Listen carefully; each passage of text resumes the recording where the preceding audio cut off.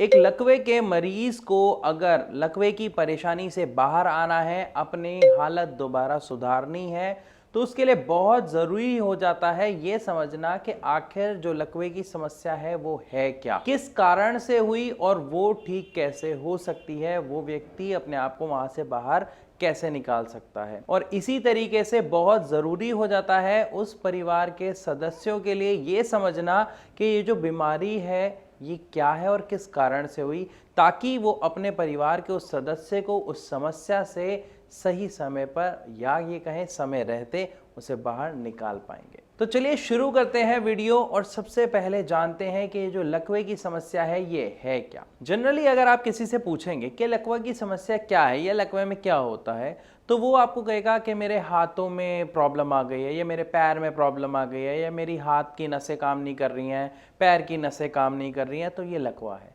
लेकिन असल में जो समस्या है वो आपके हाथ में नहीं है, वो आपके पैर में नहीं है, वो समस्या कुछ और है। मैं क्यों कह रहा हूं ऐसा, आप 2 मिनट के लिए सोचिए। जब किसी को लकवा होता है और डॉक्टर के पास आप जाते हैं, तो क्या डॉक्टर आपके हाथ का एक्सरे करवाता है? क्या आपका पैर का एक्सरे कराता है या आपकी बॉडी का एमआरआई कराता है? नहीं। वो क्या कराते हैं? वो आपके ब्रेन का एमआरआई कराते हैं। क्यों कराते हैं? क्योंकि लकवे की जो समस्या है वो हाथ पैरों की समस्या नहीं है, वो नसों की मांसपेशियों की समस्या बिल्कुल नहीं है, वो समस्या होती है आपके दिमाग की। अब दिमाग की समस्या क्या है और कैसे दिमाग के कारण लकवा हो जाता है, ये समझना बहुत इंपॉर्टेंट है। हमारा जो दिमाग है वो क्या करता है, वही ऑर्डर देता है ना कि हाथ को कब हिलना है, कितना हिलना है, कैसे काम करना है, कितनी फोर्स लगानी है। अभी जैसे मैं बोल रहा हूं तो उंगलियां चल रही हैं, पैर हिल रहे हैं, तो ये कौन ऑर्डर दे रहा है, कौन कमांड दे रहा है? हमारा ब्रेन कमांड दे रहा है। लेकिन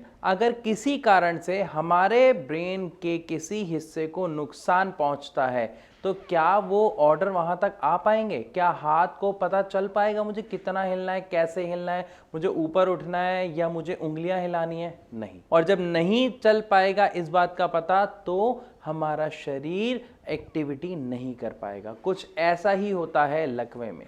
क्यों होता है, कैसे होता है, इसको समझते हैं। असल में जो लकवे की समस्या है ये आपकी बॉडी में हो रही शुगर और कोलेस्ट्रॉल का एक नतीजा होता है। क्यों?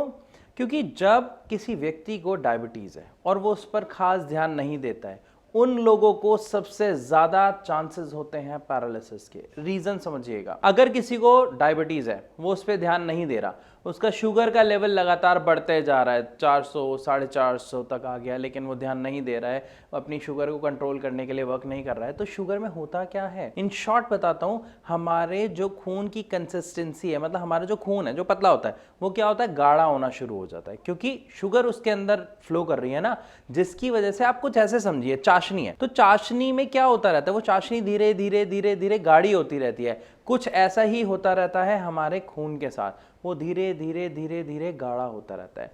और जब वो गाढ़ा होता है तो आप समझ सकते हैं कि खून में थक्के बनने की शुरुआत हो जाती है, जिसे आप कहते हैं गांठ बनने की शुरुआत हो जाती है, मतलब खून जमना शुरू हो जाता है। अब मान लीजिए कि हमारे खून में एक थक्का बन गया, अब वो थक्का फ्लो कर रहा है, जहां पर नलियां खुली हैं, जितना वो छोटा थक्का बना फ्लो कर रहा है, और वो फ्लो करते करते अगर आपके दिमाग तक पहुंच गया और अगर किसी आगे नस में, किसी टिश्यू में फंस गया, मान लीजिए वो थक्का है, बड़ी नली थी उसमें से आया, आगे छोटी नली है, वो वहां पे फंस गया। अब फंसने से होगा क्या? क्या आगे ब्लड जाएगा? नहीं जाएगा। ब्लड नहीं जाएगा तो क्या आगे ऑक्सीजन जाएगी? नहीं जाएगी, क्योंकि ब्लड के अंदर ही ऑक्सीजन जाती है। और हमारे दिमाग का जो खाना है, जो उसकी एनर्जी है, जिससे वो वर्क करता है, वो क्या है? वो ब्लड और ऑक्सीजन है। जब हमारे दिमाग को ब्लड और ऑक्सीजन नहीं मिलेगी तो वहां पे क्या होगा? वो गांठ की वजह से आगे फ्लो नहीं गया, जिसकी वजह से दिमाग के जो टिश्यू हैं वो मर जाते हैं, खत्म हो जाते हैं, जिसकी वजह से पैरालिसिस अटैक होता है। तो हमें क्या समझ आया यहाँ पे कि जो पैरालिसिस की समस्या है वो किसकी समस्या है? हमारे दिमाग की समस्या है। और दिमाग में क्या हुआ? दिमाग के एक हिस्से में जहां पर आगे ब्लड और ऑक्सीजन नहीं गया खून के थक्के की वजह से, वहां पर वो टिश्यू मर गए, जिसके कारण पैरालिसिस हो गया। इसके बाद एक और दूसरा कारण होता है जिसे हम कहते हैं ब्रेन हेमरेज। वो क्या होता है? वो आपके हाई बीपी की वजह से होता है। जब आपके हाई बीपी के कारण आपके दिमाग में कोई नस फट जाती है और वहां पे खून फैलता है, तो जो खून फैलने से जो टिश्यू है वो मर जाते हैं, उसके कारण पैरालिसिस अटैक आता है। तो ये दो तरीके के अटैक होते हैं जिसके बारे में हमने बात की, या हम ये कहें ये दो तरीके का लकवा होता है।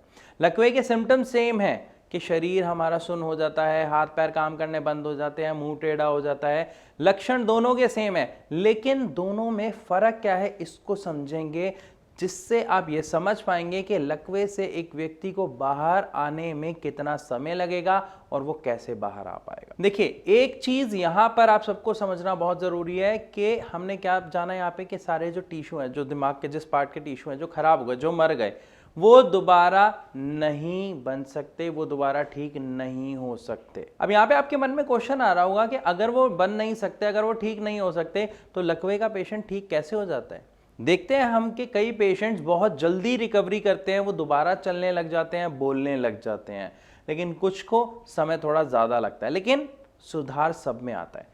अगर आता है तो यहां पर आपके दिमाग में एक क्वेश्चन आ रहा होगा कि सर अगर वो टिश्यू मर गए तो ये सुधार कैसे आ पा रहा है, ये क्या काम है, या हमारे दिमाग में यहां पे ऐसा क्या हो रहा है जो एक व्यक्ति अपनी समस्या से बाहर आ रहा है? इसी को कहते हैं न्यूरोप्लास्टिसिटी। ये हमारे खुद के शरीर की, खुद के दिमाग की एक ऐसी पावर होती है जिससे हमारा दिमाग जो नुकसान हुआ है उसकी भरपाई के लिए एक नया रास्ता क्रिएट करता है। या कुछ ऐसा समझे, बच्चा होता है ना, बच्चा नई नई चीजें सीख रहा होता है, तो क्या हो रहा होता है? उसकी न्यूरोप्लास्टिसिटी हो रही होती है, मतलब वो नई नई चीजें सीखता है, उसके दिमाग बढ़ रहा होता है।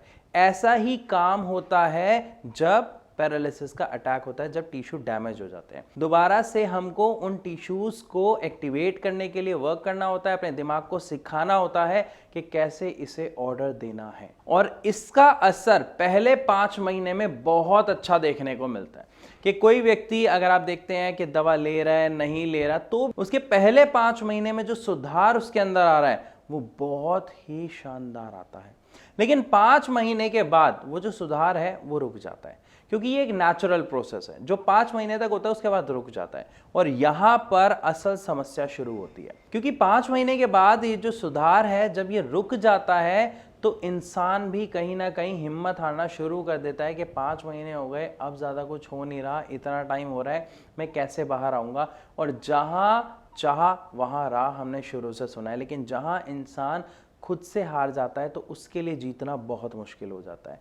तो यहां पर हमें समझना बहुत जरूरी है कि किस तरीके से लकवे की समस्या से बाहर आया जा सकता है। देखिए, न्यूरोप्लास्टिसिटी हो रही है, नो डाउट, 5 महीने तक हुई, गुड, आपने दवा ली, नहीं ली, आपको उसका रिजल्ट मिला। लेकिन अगर उसके बाद हम देखते हैं पेशेंट के अंदर सुधार नहीं आ रहा है, तो यहां पर दवा बहुत अहम रोल निभाती है। अब आप में से कुछ लोगों का क्वेश्चन होगा, दवा तो हमारे पेशेंट खा रहे हैं, या दवा तो हम खा रहे हैं, हमें तो कोई रिजल्ट नहीं मिल रहा। एक चीज ध्यान से सुनिएगा, जो आप दवा खा रहे हैं, क्या आपने उसे टेस्ट किया? क्या आपने चेक किया? एक बार आप गूगल तो करिए, उसके नाम को चेक करिए, ये दवा किस काम के लिए यूज हो रही है जो आप खा रहे हो। क्या ये आपकी न्यूरोप्लास्टिसिटी से रिलेटेड कोई वर्क कर रही है? क्या ये आपके दिमाग में कोई वर्क कर रही है? अगर नहीं कर रही तो आप समझ जाइएगा कि आप समस्या की जड़ के ऊपर काम ही नहीं कर रहे, तो आपको उसका रिजल्ट कैसे मिलेगा? क्योंकि जो आप दवा खा रहे हैं उसमें आपको बीपी की दवा मिलेगी, खून पतला करने की दवा मिलेगी, उसमें कुछ विटामिन्स आपको मिल जाएंगे, लेकिन कोई दवा ऐसी नहीं मिलेगी जो आपके ब्रेन के ऊपर, जो आपकी न्यूरोप्लास्टिसिटी की एक्टिविटी में कुछ हेल्प करेगी। तो यहां पर अगर हम बात करें एक सही इलाज की, तो मैं आपको बताना चाहूंगा कि भारत होम्योपैथी में जब एक पेशेंट को दवा दी जाती है तो उसकी पूरी हिस्ट्री के ऊपर वर्क किया जाता है, उसके नेचर को, उसके स्वभाव को समझा जाता है, उसके अकॉर्डिंग उसे दवा दी जाती है। और होम्योपैथिक दवाई का असर बहुत ज्यादा, बहुत जल्दी देखने को मिलता है, ये आप सब जानते हैं। और इसी वजह से जो न्यूरोप्लास्टिसिटी है इसकी एक्टिविटी भी जल्दी होती है, मतलब ये बहुत फास्ट स्पीड से होना शुरू होती है और एक पेशेंट को इस पैरालिसिस की समस्या से बाहर आने में बहुत मदद मिलती है। और ऐसे पेशेंट देखते हैं कि पहले ही महीने में उनकी जो रिकवरी रेट है वो काफ़ी फास्ट हो गया है। तो अगर आपको समस्या से बाहर आना है तो वहां पर आपकी सही दवा का चुनाव होना बहुत अहम है, क्योंकि जब आप सही दवा लेंगे तो वो जड़ पे काम करेगी और आपको उसके रिजल्ट्स देखने को मिलेंगे। यहाँ पे मैं जानता हूं कि आपके मन में बहुत सारे क्वेश्चन आ रहे होंगे कि होम्योपैथिक दवाई कैसे वर्क करती है, या हम ये दवा ले रहे हैं क्या इसके साथ ले सकते हैं या नहीं, या हो सकता है इसके अलावा भी कुछ, कि सर हमारे पेशेंट को इतना टाइम हो गया है क्या अब ठीक हो सकता है या नहीं। अगर आपके मन में इस तरीके का कोई भी प्रश्न है तो छोटा सा काम आपको करना है, नीचे दिए गए नंबर पर आपको अभी कॉल करनी है।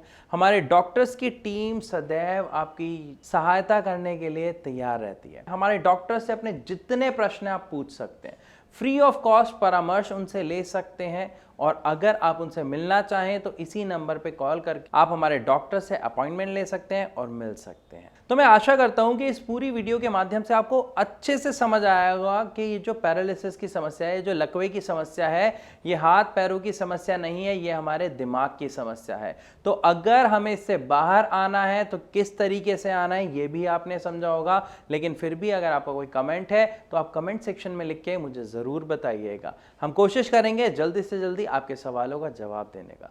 तो मैं अब आप सबसे विदा लेना चाहूँगा इस वीडियो में। मिलूंगा अपनी अगली वीडियो में, तब तक के लिए नमस्कार।